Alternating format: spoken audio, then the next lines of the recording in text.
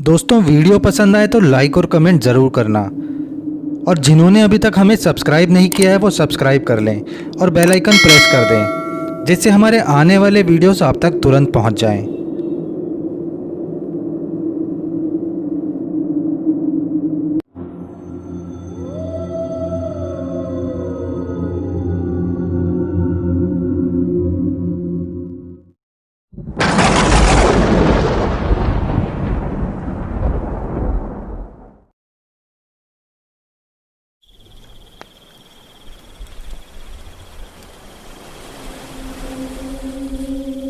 दोस्तों, भूत प्रेत साया आदि पर चाहे आप विश्वास करते हो या नहीं, लेकिन इनके अस्तित्व को आप पूरी तरह से नकार भी नहीं सकते हैं।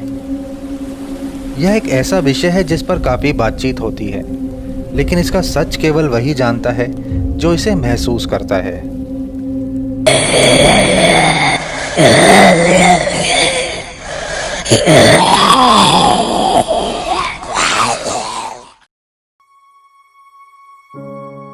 बात 2 साल पुरानी है, जब मेरे सेठ ने मुझे देरी से काम पे आने की वजह से नौकरी से निकाल दिया था।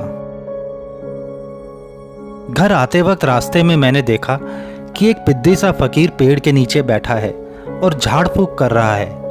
उसके पास 3-4 लोग भी बैठे हैं और उसे झाड़ फूक करने के 50 और 100 रुपए दिए जा रहे हैं। मेरा माथा ठनका। मैंने वहीं सोच लिया कि अब यह झाड़ फूक का काम करूंगा। मुझे लगा भूत प्रेत भगाने का धंधा ही मेरी नैया पार लगा सकता है।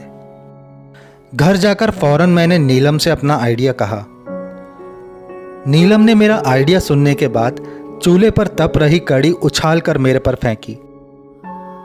गालियां देते हुए उसने मुझे दूसरी नौकरी ढूंढने को कहा, पर मैंने उसे 1 आध हफ्ते में चिकनी चुपड़ी बातें करके 1-2 महंगे तोहफे देकर मना लिया। अगले दिन हमने घर साफ करके आगे वाले कमरे में पूरा तामझाम लगा लिया और हर जगह बात फैला दी कि भूत प्रेत, जिन, आत्मा, साया, टोटका, प्रेत, किसी भी प्रकार की तकलीफ का इलाज हम करते हैं। दिन प्रतिदिन लोग हमारे घर अपनी तकलीफें लेकर आने लगे और चढ़ावा देने लगे। कोई पैसा देता तो कोई फल दे जाता, कोई कपड़े देता तो कोई कुछ चीज़ें दे जाता। घर पे पैसे आने लगे थे तो अब नीलम भी खुश थी। जिंदगी मजे से कट रही थी। मानसिक तनाव में भूत बाधा की असर वाले लोगों को मैं इलाज के नाम पर 2-3 थप्पड़ लगा देता और कुछ अजीब गरीब मंत्र बड़बड़ा लेता, थोड़ा उस पर चिल्ला लेता और उसे पानी के छींटे मारकर जाने को कह देता। जाते वक्त लोग कुछ ना कुछ देकर ही जाते थे और उसी कुछ ना कुछ से मेरा बहुत कुछ फायदा हो जाता था। मेरे इस ठगी के धंधे में उस दिन भूचाल आया जब एक पहाड़ी जवान लड़के को 4 लोग बेड़ियों से जकड़कर मेरे घर लाए।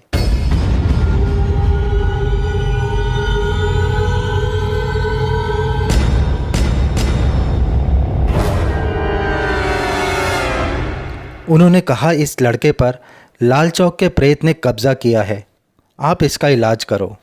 मुझे उस खूंखार लड़के को देखकर ही डर लग रहा था।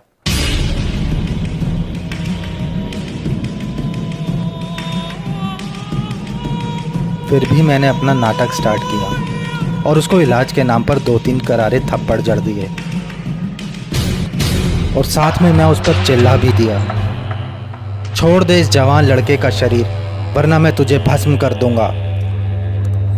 वह बेड़ियों में बंधा लड़का मुझे देखकर हंसने लगा और गुस्से में मुझसे बोला कि मैं जानता हूं कि तू कोई ओझा नहीं है। मैं एक-एक थप्पड़ के बदले तेरा एक-एक मुट्ठी गोश्त तुझसे लूंगा।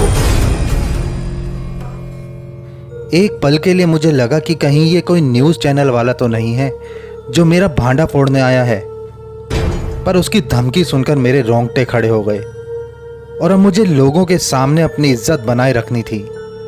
तो मैंने इलाज के नाम पर 4-5 करारे थप्पड़ उसे जड़ दिए। वह फिर बोला, हिम्मत है तो हाथ खोल। अब मैं भी डर रहा था और दुआ भी कर रहा था कि कहीं इसके अंदर छुपा प्रेत मेरे पीछे ना पड़ जाए। मैंने फौरन उसके साथ आए लोगों को उसे ले जाने को कहा, पर वह मना करने लगे। वह बोले कि आप इसकी तकलीफ दूर करो तभी हम जाएंगे। रात के 3 बजे तक वह मेरे घर पे ही बैठे रहे। सारे लोग चले गए, पर यह 4 लोग उस बंधे हुए आदमी को लेकर मेरे घर बैठे रहे। मैंने अंत में कहा कि अब मैं पुलिस को बुला लूंगा। पुलिस का नाम सुनते ही वह चारों हंसने लगे और उन्होंने उस बंधे हुए आदमी को वहीं खोल दिया और अगले ही पल वह चारों अंधेरे में अदृश्य हो गए। यह देखकर मेरे होश उड़ गए। वह पहाड़ी नौजवान बेड़ियों के खुलते ही अंधेरे में मेरी ओर दौड़ा, जैसे भूखा शेर किसी हिरन के बच्चे की ओर लपकता है।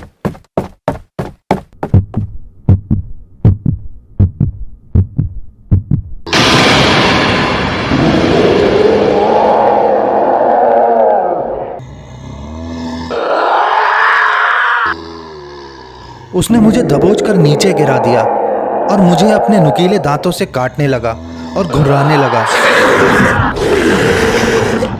मेरी धड़कनें तेज हो गई और चीख निकल गई। फिर मैं सदमे से बेहोश हो गया और मेरी आवाज़ सुनकर पूरा मोहल्ला इकट्ठा हो गया। जब जागा तो वह रहस्यमयी पहाड़ी इंसान जा चुका था। मेरा सर मेरी बीवी नीलम की गोद में था और सारे पड़ोसी मेरे आसपास खड़े थे।